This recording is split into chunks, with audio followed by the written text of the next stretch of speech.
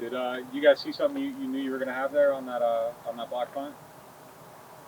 Listen, I think we, every week you kind of look at the protection and you see some things that you think you might be able to take advantage of. We got a couple different rushes that we have in. It was just really good execution, to be honest with you. It was a really good job by, not just JT, but really the whole group of kind of just executing their job in that particular play. Was everybody else executing their job kind of opened JT up, to be honest with you. But that's I don't know if it was that particular rush in that particular game. We have a bunch of different rushes that we have in, but no, great execution, great job.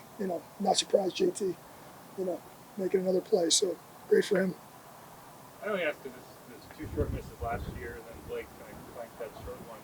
Is there something where maybe longer kicks you almost feel a little more confident than these short ones where you don't have as much maybe wiggle room for the start point? No. Okay. No, that's just it. He balls on the hash. He kicked a straight ball down the hash, and more of just a. On that particular play, if you go back and watch it, I didn't really realize it during the game. There was a little bit of an operational thing with the K ball coming in. When we go to kick a field goal, they switch out the quarterback ball with the K ball.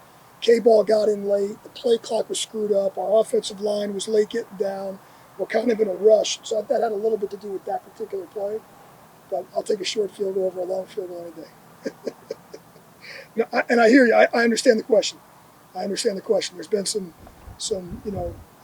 misses and near misses with the short ones, so I get where you're coming from. But now, from a percentage standpoint, we'll take the short ones. I know I got asked a question last week about the long field goals in the first couple of weeks.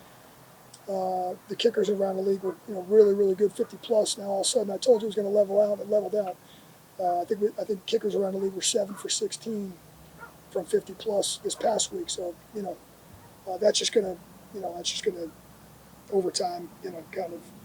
And I know Dennis talked about that. Also plays in a lot with our game management decisions with the with the go forward, fourth down, field goal, punt, all that stuff. That plays into the mix for sure. You were asked last week about the return percentages on kickoff, and you were saying it's how it's doubled over the year before. But how do you feel about 30% returns now? Is it disappointing that it's not more?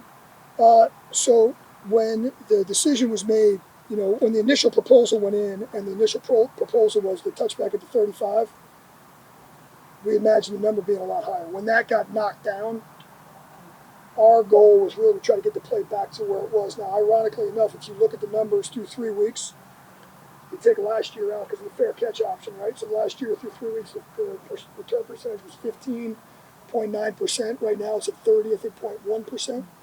And it literally is almost doubled because I think there were 78 returns through 3 weeks last year. There's 144 this year. But ironically enough, like I was about to say, if you look at the years prior to that, 22, 21, 20, the return percentage is about exactly the same.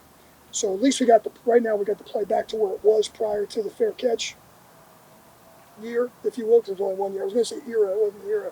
It was 1 year. Could be an era. Yeah.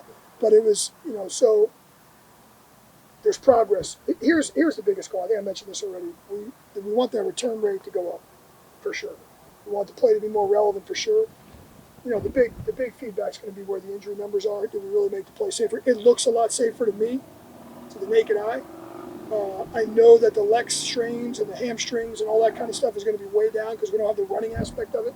So I'm curious to kind of see what the injury data is going to tell us about the rest of the play. But I know we definitely added a lot of more excitement because you look through the league every week and there's you look on the other day, Washington had a big return in the Monday game. The Giants game started off last week. The first play of the game was a kick return fumble. Cleveland recovers and scores on the first play. So there's definitely been some excitement on the play, and so at least we brought that back into the mix. But the numbers are pretty interesting. Only 12.5% of the returns are getting. I think everybody thought in the very beginning, wow, we're going to get this. We're going to have all these huge plays, and we're really not seeing that. Only 12.5% of the balls have been returned over the 30. And so we're seeing, I think the kick coverage is probably better than people anticipated it was going to be. And so that, but as far as being disappointed, we've doubled the rate from the year before, so it's hard to be that disappointed. But let's wait and see what the overall numbers, because here's what's going to happen. Traditionally speaking, second half of the year, particularly up north in the colder climates, the return rate kind of skyrockets up for some of those teams because they have a tough time kicking touchbacks, and that's why I think the number will start to increase even more.